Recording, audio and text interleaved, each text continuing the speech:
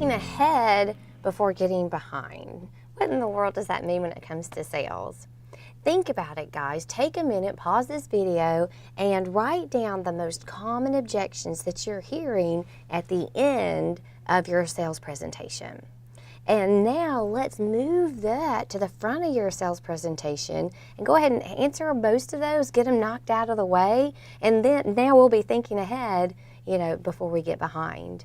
The 5-step introduction is what I would really like to cover with you today, because rockstar salespeople, they know how to do a 5-step introduction that gets rid of most of the common excuses that people will give you at the end of your presentation, and then at the end of the presentation we can get into the real objections.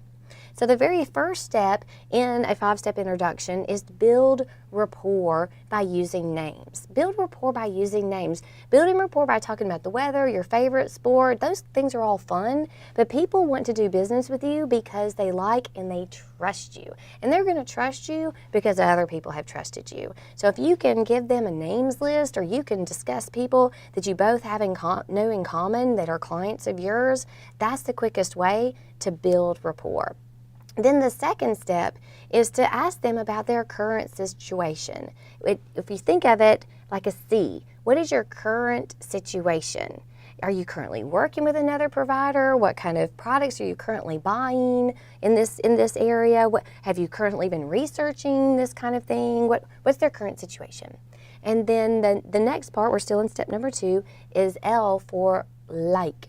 What do you like about your current provider? What do you like about the current things you've been researching? What do you like about the current product that you have?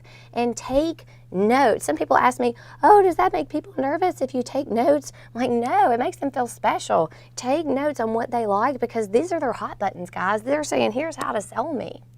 And then still in step number 2 comes A. What would you alter or change? So we found out about their current situation, we found out what we like about it, and now we got to find out what they might want to alter or change. So Joe, it might not be anything big, but if there's anything you could alter or change about your current product or your current provider, what might that be? And then sit back and really take some notes, because this is where they're going to give you their pain. I mean, they're going to tell it all, and you need to get, really? Oh, that must be frustrating, and really write it down and get their pain and get them to really kind of relive any reasons why they might now switch to you. Step number 3 is kind of the S and the P. S stands for who's the signer. Who is the signer? How often have we done our presentation? We think that someone's with us, and then at the end they're giving us that old, oh, this is really great, I want to work with you, but I need to go talk with my spouse or my grandfather, or who knows what kind of crazy excuses.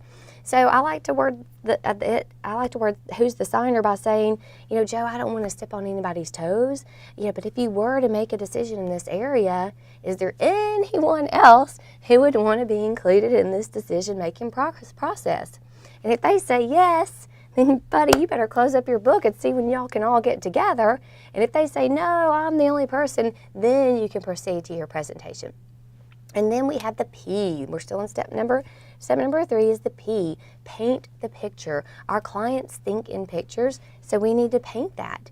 We're going to go back to that L and the A. We're going to say, so Joe, if I could give you this, this, and this, and list out the things that they like, while at the same time answer some of this, and this, those things that they said they didn't like about their current provider, would that be something you'd be willing to move forward with today? If they say yes, then you have permission to move on. And the very last thing that you need to do is create that buying atmosphere. People want to say yes because they like to buy, but they also do not want to be sold. And this is one of the hardest steps for salespeople to do, is to create the buying atmosphere. It sounds something like this. Joe, thank you for sharing that great information with me. Based on what you've told me, I'm going to kind of go through our information about our product or our service. And if at the end this is something you want to do, I will. We'll have the paperwork ready. I'll show you how we can move forward today. But if this is something you don't want to do, then that's okay. It will not hurt my feelings. So at the end of our presentation, a yes is okay, a no is perfectly fine, but I want to answer all of your questions so we don't leave here with a maybe, because maybes, they're not okay. Is that all right with you? And they're always like, yes. And now that you've told them that it's okay to say yes and it's okay to say no, then they're more likely to say yes. Use those steps of building the rapport by using names, finding out about their current situation, what they like about it, what they might want to alter or change, who's the signer, paint that picture, and then create that buying atmosphere, letting them know you can say yes and you can say no. And both are okay with me, but no more maybes. Utilize that and you're going to dramatically see increases in your sales. So go out there and rock it.